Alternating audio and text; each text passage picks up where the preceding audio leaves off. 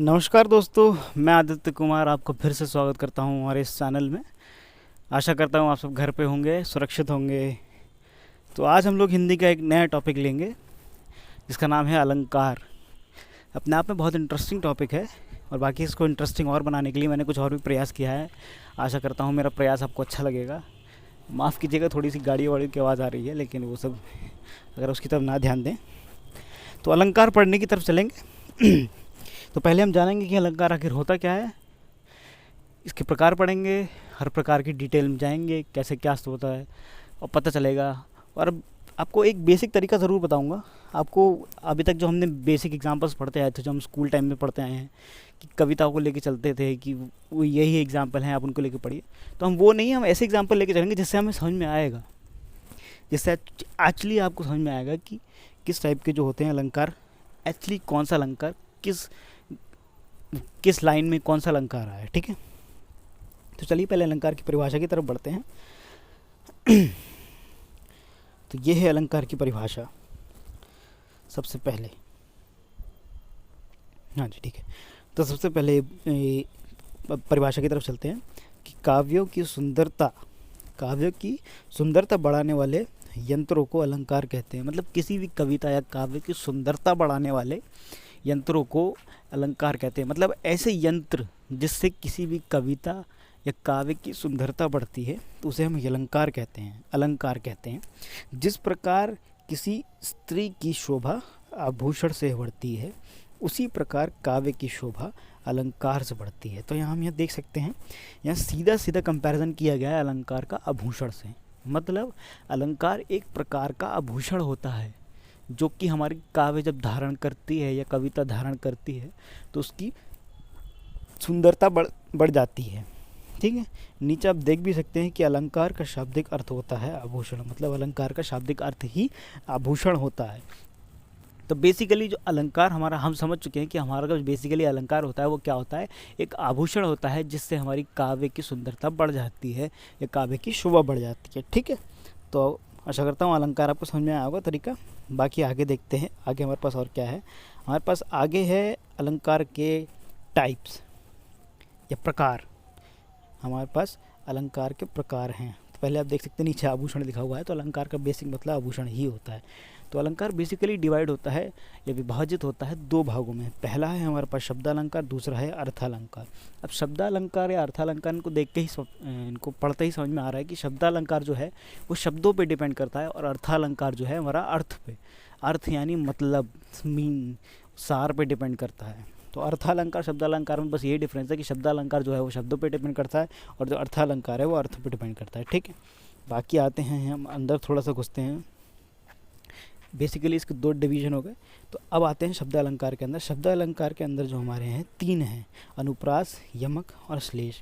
अनुप्रास अलंकार, यमक अलंकार और श्लेष अलंकार। इसको हम डीपली और पढ़ेंगे। अभी हम सिर्फ टाइप्स पढ़ रहे हैं कि टाइप कितने टाइप के होते हैं। अब इसको और अंदर डीपली जाके आगे पढ़ेंगे। ठीक है, तो ये तो हो गए शब्दालंकार। फिर यहाँ आता है अर्थालंकार। तो अर्थालंकार में सबसे पहला है उपमा अलंकार, दूसरा है रूपक अलंकार, तीसरा है उत्प्रेक्षा अलंकार, चौथा है अतिशयोक्ति अलंकार, फिर है विभावना अलंकार, उसके बाद आता है भ्रांतिमान अलंकार, उसके बाद आता है संदेह अलंकार, असंगति अलंकार और फिर आता है मानवीकरण अलंकार। ठीक है, अब यहाँ पे आप देख सकते हैं एक छोटी सी चीज़ लिखी है, उपमेय और उपमान। उपमेय होता है जिसकी तुलना हो, उपमान होता है जिससे तुलना हो। अब किसी क्या तुलना वो अभी समझ में आएगा, बस आप इतना समझ लिए। उपमेय होता है वो होता है जिसकी तुलना, मतलब जिसकी तुलना की जाए वो है उपमेय और जिससे तुलना की जाए वो है उपमान। अगर मैं बोलूं कि राजू मुझसे छोटा है तो राजू की तुलना की जा रही है मुझसे। राजू मुझसे छोटा है मतलब उसकी तुलना मुझसे की जा रही है कि वो मुझसे छोटा है ना। तो वो उपमेय हो गया और मैं उपमान हो गया कि वो राजू मुझसे छोटा है तो राजू की तुलना मुझसे की जा रही है, तो राजू मुझसे छोटा हो गया, मतलब राजू हो गया उपमेय, मैं हो गया उपमान। ठीक है, नहीं सॉरी, राजू हो गया उपमान, मैं हो गया उपमेय, जिसकी तुलना की जा रही हो। ठीक है, जिसकी तुलना मतलब मेरी तुलना की जा रही है राजू की, मैं बड़ा हूँ। या अगर मैं ऐसे बोलता हूँ कि मैं राजू से बड़ा हूँ तो मेरी तुलना राजू से हो रही है। अगर मैं बोलता हूँ राजू मुझसे बड़ा है, राजू मुझसे छोटा है, तो राजू की तुलना मुझसे हो रही है। ठीक है, जिसकी तुलना हो जिससे तुलना हो। ठीक है, अब आप देखते हैं, अब बढ़ते हैं अलंकार की तरफ। तो पहला शब्द अलंकार में आता है हमारे पास अनुप्रास अलंकार। अनुप्रास अलंकार में आप देख सकते हैं यहाँ पे लिखा हुआ है वर्ण। वर्ण होता है अक्षर। तो यहाँ पे ये मैंने शॉर्ट्स में ये जो अंदर ब्रैकेट के अंदर इसलिए लिखा हुआ है, ये ब्रैकेट के अंदर आपको बहुत ही इम्पॉर्टेंट चीज़ है। आप इस एक वर्ड से या इस एक अक्षर, इस एक शब्द से आप अनुप्रास अलंकार का मतलब समझ सकते हैं। अब आपको समझ रहा होगा कि वर्ण से क्या समझ में आएगा। वर्ण से मैं बताता हूँ। वर्ण से समझ में ये आता है कि ये अलंकार वहाँ पाए जाते हैं जहाँ पे एक ही वर्ण या एक ही अक्षर बार बार रिपीट हो। जैसे कि आप यहाँ देख सकते हैं, कि यहाँ पे क्या है कि पके पेड़ पर पका पपीता, पका पेड़ या पका पपीता, पके पेड़ को पकड़े पिंकू, पिंकू पकड़े पका पपीता। थक गया भाई मैं तो आप देख सकते हैं कि यहाँ पे जो पा शब्द है वो रिपीट हुआ है। पा अक्षर, सॉरी शब्द नहीं, पा अक्षर जो है वो रिपीट हुआ है। तो पा एक वर्ण भी है, इसलिए यहाँ पे वर्ण लिखा है कि एक ही वर्ण या अक्षर बहुत बार रिपीट जब होता है तो वहाँ पे अनुप्रास अलंकार होता है। जैसे एक एग्जांपल और लेता हूँ, वो चंदू के चाचा ने चंदू की चाची को चांदनी रात में चांदनी चौक में चांदी की चम्मच से चटनी चटाई। ये भी अनुप्रास अलंकार है। इसमें जो 4 शब्द है वो बहुत बार रिपीट हुआ है। तो आप समझ गए होंगे, आशा करता हूँ।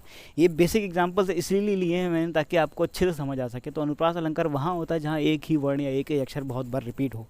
ठीक है, अब चलते हैं अगले अलंकार की तरफ। तो अगला अलंकार है हमारे पास यमक अलंकार। यमक अलंकार के आगे लिखा हुआ है दो। तो यहाँ दो का मतलब ये है कि एक ही शब्द, अक्षर या वर्ण नहीं, एक ही शब्द 2 बार आएगा एक ही वाक्य में, लेकिन उसका दोनों बार जो अर्थ होगा वो अलग अलग होगा। जैसे यहाँ उदाहरण के तौर पे आप देख सकते हैं, लिखा है कि वो 3 बेर खाती थी, वह 3 बेर खाती है। 3 बेर खाती थी, वह 3 बेर खाती है।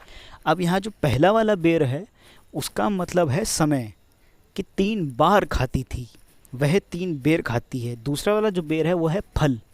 जो पहला वाला बेर है वो है समय। समय मतलब 3 बार खाती थी। ये जो पहला वाला बेर है, ये देख सकते हैं, जो पहला वाला बेर है इसका मतलब है बार, मतलब 3 बार खाती थी वह बेर खाती है। बेर मतलब दूसरा वाला जो बेर है उसका मतलब है फल से। तो पहला वाला जो बेर है वो है समय, ये है समय कि 3 बार खाती थी वह बेर खाती है। दूसरा वाला जो बेर है वो है फल। तो यहाँ यमक अलंकार है कि एक ही शब्द यहाँ तो एक ही वाक्य में 2 बार रिपीट होता है, 2 बार आता है, लेकिन दोनों बार उस शब्द का अलग अलग मतलब होता है, अलग अलग अर्थ होता है। ठीक है, आगे आता है हमारे पास श्लेष अलंकार। तो श्लेष अलंकार में क्या लिखा है, छुपा हुआ। छुपा हुआ का क्या मतलब, छुपा हुआ का मतलब ये है कि यहाँ पे एक ही शब्द का बहुत सारे अर्थ हो जाते हैं और शब्दों को लेके। जैसे उपमा और उपमेय हमने पढ़ा था। तो उपमेय मतलब जिसकी तुलना हो रही है, जिससे तुलना हो रही है। तो जिसकी तुलना हो रही है मतलब यहाँ पे हमें पानी की तुलना हो रही है। देख सकते हैं, एग्जाम्पल पढ़ते हैं कि पानी गए ना उभरे, मोती मानुष चून। तो यहाँ पानी की तुलना हो रही है मोती मानुष चून, मतलब मोती मानुष चून। मोती मानुष का मतलब मनुष्य, चून का मतलब चूना। तो यहाँ पे क्या है, पानी की बेसिकली अलग अलग वैल्यू है या अलग अलग अर्थ हैं, मोती के लिए, मनुष्य के लिए और चूने के लिए। तो यहाँ तीनों के लिए एक ही शब्द का अलग अलग अर्थ है। तो यहाँ पे इसलिए लिखा है कि छुपा हुआ मतलब एक के पीछे बहुत सारे अर्थ हैं। तो यहाँ पानी सिर्फ लिखा हुआ है, लेकिन यहाँ पे जो 3 शब्द हैं, मोती, मनुष्य और चूना, इन तीनों के लिए हमारे पास पानी का जो होता है अलग अलग मतलब होता है, अलग अलग अर्थ होता है ना। ठीक है, तो ये बस हमने ये जो छोटे छोटे मैंने यहाँ पॉइंट लिखे हुए हैं, जैसे यहाँ पे आप देख सकते हैं, पहला मैंने अलंकार में लिखा हुआ है वर्ण की वर्ण रिपीट होता है। यमक में लिखा हुआ है 2 की 2 बार आता है, लेकिन अर्थ अलग अलग होता है। श्लेष में लिखा हुआ है छुपा हुआ, लेकिन अर्थ एक ही शब्द का बहुत सारे अर्थ होते हैं और छुपे हुए होते हैं। तो हमने ये चीज़ याद रखनी है, आप चाहें तो इसे आसानी से नोट कर सकते हैं। तो यहाँ पर आप देख सकते हैं कि शब्द अलंकार हमारे 3 ही प्रकार के थे, वो अपना अनुप्रास अलंकार, यमक अलंकार और श्लेष अलंकार। हालांकि अनुप्रास अलंकार के अंदर भी और उपभाग भी हैं इसके, लेकिन हमें वो पढ़ने की ज़रूरत नहीं है। हमारे एग्जाम में इसी लेवल तक आता है और हम यहीं पढ़ेंगे, क्योंकि हमारे समझने के लिए ये बहुत है। इसके बाद हम अर्थालंकार की तरफ बढ़ते हैं। हाँ जी, अर्थालंकार की तरफ बढ़ते हैं। तो अर्थालंकार में सबसे पहला है हमारा उपमा अलंकार। उपमा अलंकार में आप देख सकते हैं कि यहाँ पे लिखा हुआ है, यहाँ लिखा हुआ है तुलना। एक मिनट रुकिए, यहाँ लिखा हुआ है तुलना। तुलना मतलब तुलना किसके बीच में? उपमेय और उपमान, मतलब जिसकी तुलना की जा रही है या जिससे तुलना की जा रही है, इन दोनों के बीच में अगर तुलना हो रही हो, जैसे हमने वहाँ पे लिया था उपमेय कि राहुल मुझसे छोटा है या राजू मुझसे छोटा है, तो मैं उससे अपनी तुलना कर रहा हूँ कि वो मुझसे छोटा है ना। तो ये हुआ उपमा अलंकार। जैसे कि आप देख सकते हैं यहाँ पे एग्जाम्पल हुआ सागर सा ऊंचा गंभीर हृदय हो उसका, गिरी सा ऊंचा हो जिसका मन। तो यहाँ पे एक और बेसिक चीज़ है कि तुलना तो होगी, और यहाँ पे सा, सी या से जैसे शब्द इस्तेमाल ज़रूर होंगे उपमा अलंकार में, और उनसे पहले हमारा योजक चिन्ह ज़रूर लगा होगा। यहाँ पे आप योजक चिन्ह देख सकते हैं, ये जो योजक चिन्ह लगा है ये बहुत ज़रूरी चीज़ है। ये योजक चिन्ह यहाँ पे पढ़ाऊँगा, अगर मैं यहाँ नहीं समझ में आया तो आपको अगले रूपक अलंकार में भी कन्फ्यूजन हो जाएगी। तो ये योजक चिन्ह कहाँ लगा है? ये योजक चिन्ह उपमा अलंकार में, ये योजक चिन्ह हमारे सा से पहले लगा होगा। सा, सी, से, ये 3 शब्द हैं, इनसे पहले अगर योजक चिन्ह लगा हुआ है और कंपैरिजन हो रहा है, तुलना हो रही है, तो हमारा उपमा अलंकार ही होगा। ठीक है, तो बस ये याद रखिए कि सा, सी, से पहले हमारा योजक चिन्ह लगा होगा तो हमारा उपमा अलंकार होगा और तुलना हो रही होगी। ठीक है, फिर दूसरा आता है हमारा रूपक अलंकार। तो रूपक अलंकार का बेसिक जो है वो योजक चिन्ह ही है। हालांकि योजक चिन्ह ऊपर भी लगा था, अब आप कहेंगे, लेकिन ऊपर जो योजक चिन्ह लगा था वो सा, सी, से पहले लगेगा, क्योंकि मैंने बोला था कि अगर योजक चिन्ह सा, सी, से पहले लगा हुआ हो तो वह उपमा अलंकार होता है। यहाँ पे क्या लिखा है, एग्जाम्पल पढ़ते हैं कि पायो जी मैंने राम रतन धन पायो। यहाँ पे जो राम रतन है, राम रतन धन पायो, मतलब रतन और धन, इन रतन और धन को कंपैरिजन किया गया है कि राम रतन को धन से कंपैरिजन किया गया है कि मैंने राम रतन धन पायो। तो राम रतन धन, इसमें एक बीच में तुलना हुई है। ये उपमेय और उपमान के बीच में जब हमारा योजक चिन्ह लगा होता है, यहाँ पर रतन और जो धन है वो उपमेय और उपमान है, क्योंकि इन दोनों की तुलना हो रही है, क्योंकि राम रतन की धन से तुलना हो रही है। तो यहाँ पे उपमेय और उपमान के बीच में योजक चिन्ह लगा हुआ है। वैसे तो योजक चिन्ह ही सबसे बड़ा साइन होता है या सबसे बड़ा उदाहरण होता है रूपक अलंकार का। अगर योजक चिन्ह लगा हुआ है और वहाँ पे सा, सी, से जैसे शब्द नहीं है तो कुछ नहीं देखना है, रूपक अलंकार ही होगा। ये आराम से बहुत ईजी सा एक ऑप्शन, ट्रिक समझ सकते हैं आप, ट्रिक कह लीजिए आप, जो भी समझ सकते हैं। आपको योजक चिन्ह लगा है, सा, सी, से पहले नहीं लगा है तो वो रूपक अलंकार है। अगर सा, सी, से पहले लगा हुआ है और सा, सी, से आता है, अगर योजक चिन्ह नहीं भी लगा है, सा, सी, से आता है तो वो उपमा अलंकार ही होगा। रूपक अलंकार में आपको योजक चिन्ह ज़रूर मिलेगा और सा, सी, से पहले नहीं लगा हुआ होगा। वो हमेशा ऐसी 2 चीज़ों के बीच में लगा होगा जहाँ कंपेरिजन हो रहा होगा। ठीक है, तो अगला आता है उत्प्रेक्ष अलंकार। उत्प्रेक्ष अलंकार में बेसिकली कुछ वर्ड्स हैं, जैसे मानहु, मनहु, जानहु, जनहु। अगर ऐसे शब्द आते हैं तो वो उत्प्रेक्ष अलंकार ही होगा। ये ऐसे ही शब्दों का हमेशा इस्तेमाल करता है, मानहु, मनहु, जानहु, जनहु। जैसे यहाँ उदाहरण में देख सकते हैं, सो तुम जानहु अंतर्यामी, कि तुम ही जानो अंतर्यामी। सो तुम ही जानो मतलब तो ठीक है, तुम ही जानो अंतर्यामी। जैसे कहते हैं ना कि सो तुम ही जानो अंतर्यामी, सो तुम ही जानो का मतलब सो तुम ही जानो अंतर्यामी। जैसे अगर मेरे से किसी ने पूछा कि भाई क्या करते हैं, तो मैं तो सो अंतर्यामी जाने, मतलब वो तो अंतर्यामी ही जाने। तो यहाँ पे यह है सो तुम जानहु, तो यहाँ पे जानहु आया है, तो यही इसका सबसे बेसिक कैरेक्टर है। उत्प्रेक्ष अलंकार में जानहु, जनहु, मानहु, मनहु, ये ऐसे शब्द बहुत इस्तेमाल होते हैं। ठीक है, तो यही शब्दों का, अगर ये शब्द आपको कहीं दिखता है, जानो, जनहु या मानो, मनहु से कोई शब्द दिखता है तो वहाँ उत्प्रेक्ष अलंकार होगा। ठीक है, अगले तरफ बढ़ते हैं। यहाँ पे आता है अतिशयोक्ति अलंकार। अतिशयोक्ति मतलब अति, इसमें खुद ही अति आ रहा है। अति मतलब बहुत बड़ा चढ़ाकर, जैसे यहाँ पे लिखा है, मैंने ब्रैकेट में लिखा है कि बहुत बड़ा चढ़ाकर अगर किसी के बारे में कुछ बताया जाता है, जैसे कि हमारे बॉलीवुड के सॉन्ग बहुत ही बड़ा चढ़ाकर बताते हैं। जैसे यहाँ पे एक मैंने गाना ही लिया है कि 14वीं का चांद हो या आफ्ताब हो, जो भी हो तुम खुदा की कसम लाजवाब हो। बहुत ही अच्छा गाना है, बहुत पुराना है। तो इसमें जो कवि है वो अपनी महबूब, अपनी मित्री, या अपनी हिंदी में बात करेंगे हम, महबूब, अपनी मित्री, अपने प्यार को बहुत ही बड़ा चढ़ाकर बता रहा है कि 14वीं का चांद हो या आफ्ताब हो, जो भी हो तुम खुदा की कसम लाजवाब हो। मतलब इतना बड़ा चढ़ा के बता रहा है वो अपने महबूब, अपनी मैत्री जो भी है उनको, कि 14वीं का चांद हो या आफ्ताब हो, जो भी हो तुम खुदाई कसम लाजवाब हो।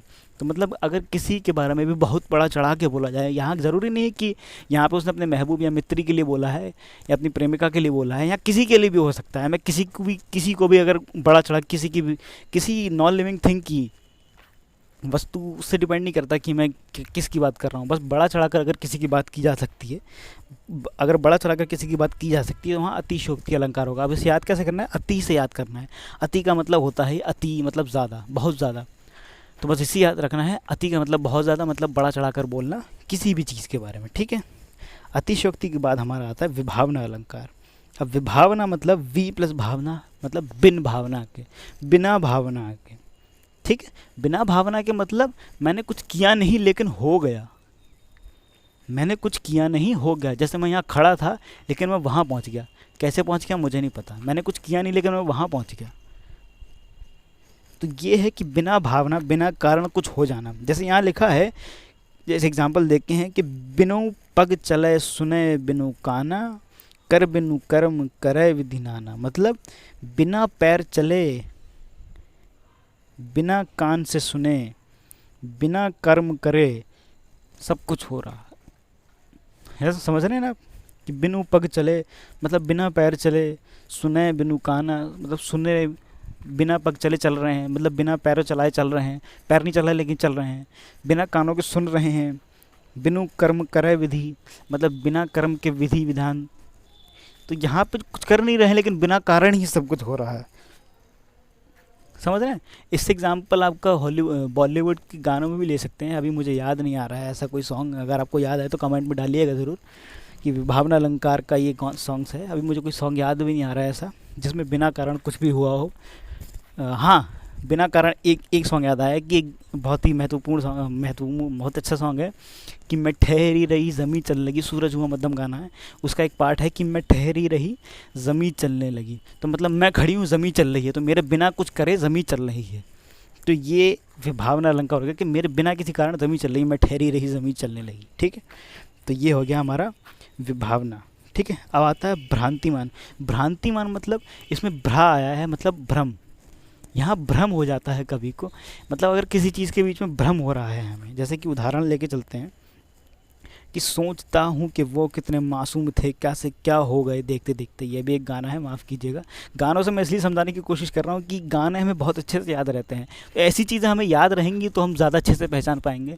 हालांकि एग्जाम्पल में बेसिक टिपिकल वाले भी देख सकता था, किसी न किसी कवि के एग्जाम्पल भी दे सकता था, लेकिन मैंने कोशिश की कि मैं ज़्यादा से ज़्यादा ईजी एग्जाम्पल दे सकूँ जिससे आपको समझने में आसानी है। तो यहाँ पर एग्जाम्पल है कि सोचता हूँ कि वो कितने मासूम थे, क्या से क्या हो गए देखते देखते। तो भ्रांतिमान मतलब यहाँ भ्रम है, जो कवि है उसको भ्रम है कि वो समझ नहीं पा रहा है कि हो क्या रहा है। कि मतलब मैं सोचता हूँ कि कितने मासूम थे, अब क्या से क्या हो गए हो, उसे भ्रम है इसके बारे में।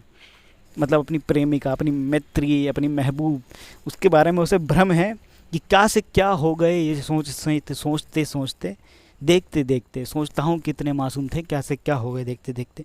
तो जहाँ पे आपको लगे कि भ्रम हो रहा है, जहाँ पे आपको लगे कि भ्रम हो रहा है, वहाँ होगा भ्रांतिमान अलंकार। इनके शब्दों से ही, जैसे विभावना में बिना कारण, भ्रांतिमान में भ्रम, ठीक है। तो ये बस यही चीज़ याद रखनी है। अगला आता है हमारा संदेह अलंकार। संदेह में कुछ नहीं, संदेह में मतलब संदेह अलंकार में क्या होता है, संदेह हो जाता है, मतलब कन्फ्यूजन हो जाता है या डाउट हो जाता है। कभी को समझ में नहीं आता है कि हो क्या रहा है। जैसे यहाँ पे एग्जाम्पल भी मैंने एक बॉलीवुड का सॉन्ग ही लिया है कि आसमां है नीला क्यों, पानी गीला गीला क्यों, बोलो क्यों है सभी, सिल्क में है नरमी क्यों, आग में है गर्मी क्यों, 2 और 2 5 क्यों नहीं। तो यहाँ पे जो है कवि जो है वो डाउट में है कि ऐसा क्यों नहीं है। आसमान नीला, आसमां है नीला क्यों मतलब आसमान नीला ही क्यों है, पानी गीला ही क्यों है।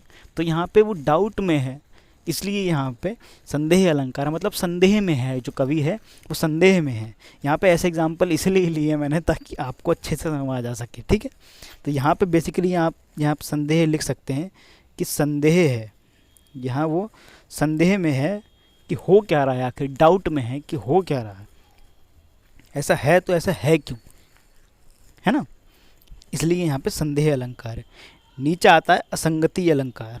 असंगति अलंकार मतलब अब चोट लगने से डर लगता है मुझे, क्योंकि चोट मुझे लगती है और दर्द किसी और को होता है। असंगति अलंकार का मतलब, असंगति मतलब, संगति मतलब होता है संग, असंगति मतलब संग ना होना। तो मतलब जैसे असंगति अलंकार का मैं मतलब एक एग्जांपल दूं कि मैं यहाँ बैठे बैठे बोल रहा हूँ और आपका वहाँ गला सूख रहा है। आप जो देख रहे हैं मेरी वीडियो, मैं यहाँ बैठे बैठे बोल रहा हूँ, आपका वहाँ गला सूख रहा है, मतलब हमारा कोई रिलेशन नहीं है, लेकिन फ़र्क आपको पड़ रहा है। ऐसे इसलिए मैंने यहाँ पर एग्जांपल लिया है कि अब चोट लगने से डर लगता है क्योंकि चोट मुझे लगती है, दर्द किसी और को होता है। ये माफ़ कीजिएगा ये आशिकाना अंदाज़ थोड़ा सा, क्योंकि क्या करें आजकल यही पसंद आता है और इसी से समझ भी आता है, तो मुझे लगा कि इससे ज़्यादा अच्छे से समझ आएगा। तो अब चोट लगने से डर लगता है क्योंकि चोट मुझे लगती है और दर्द किसी और को होता है। तो यहाँ पे असंगति अलंकार है, मतलब चोट तो मुझे लग रही है लेकिन दर्द किसी और को हो रहा है। किसी और को मतलब मेरी मित्री को, मेरी महबूब जो भी हैं, मतलब है नहीं, एक एग्जांपल लिया है मैंने, कवि की तरह मैं कह रहा हूँ कि यहाँ पे जो कवि कहना चाहता है कि चोट उसको लगती है और दर्द किसी और को होता है। तो ये कैसे पॉसिबल है, मतलब इलॉजिकल सी बात होगी ना। तो यहाँ पे होता है असंगति अलंकार, ठीक है। फिर नीचे आता है मानवीकरण अलंकार। मानवीकरण अलंकार का मतलब होता है जैसे किसी भी अजीवित वस्तु को हम जीवित वस्तुओं से कंपेयर करें, जैसे कि पत्थर के सनम तुझे हमने मोहब्बत का खुदा माना। ये भी एक बॉलीवुड का सॉन्ग ही है, बहुत ही प्यारा सॉन्ग है, बहुत पुराना सॉन्ग है, मुझे पर्सनली बहुत अच्छा लगता है कि पत्थर के सनम तुझे हमने मोहब्बत का खुदा माना। तो यहाँ पे वो अपने सनम, अपनी मैत्री, अपने प्यार, अपनी गर्लफ्रेंड को पत्थर से कंपेयर कर रहा है। कवि जो है कह रहा है पत्थर के सनम, अपने सनम को वो पत्थर का कह रहा है कि पत्थर के सनम तुझे हमने खुदा, मोहब्बत का खुदा माना, कि मतलब उसको असर ही नहीं पड़ रहा है कि मैं क्या कर रहा हूँ क्या नहीं कर रहा हूँ, वो पत्थर की हो चुकी है, उस पर असर ही नहीं पड़ रहा है। तो मतलब मैंने यहाँ पे एक मनुष्य को पत्थर से कंपेयर कर दिया, मतलब यहाँ पे सॉरी एक पत्थर को एक मनुष्य से कंपेयर कर दिया, मतलब एक मानवीकरण कर दिया मैंने, मतलब एक पत्थर को जो कि अजीवित वस्तु है उसको मैंने एक मनुष्य से कंपेयर कर दिया, ठीक है। तो यहाँ पे मानवीकरण हो गया। तो यहाँ बेसिकली इन्हीं एग्जांपल से जब आप पढ़ेंगे तो आपको बहुत अच्छे से समझ में आएगा। आप चाहें तो उसको रिपीट भी कर सकते हैं, रिपीट करके देखेंगे तो और समझ में आएगा। हालांकि मैंने अपनी तरफ से पूरी कोशिश की मैं आपको समझा सकूँ, एग्जांपल्स अच्छे एग्जांपल लेके कोशिश करी। वैसे तो सबसे बेसिक तरीका यही है, और इससे अगर डिफ़िकल्ट चाहें तो और एक जब बहुत सारे एग्जांपल हैं कि आप डिफ़िकल्ट तरीके से पढ़ सकते हैं, लेकिन उनको पढ़ने की ज़रूरत नहीं है। जब आपको इजी एग्जांपल से समझ में आ सकता है तो क्यों ना इजी एग्जांपल से समझें, ठीक है। तो आशा करता हूँ आपको मेरी वीडियो अच्छी लगेगी। बाकी thank you so much and best of luck.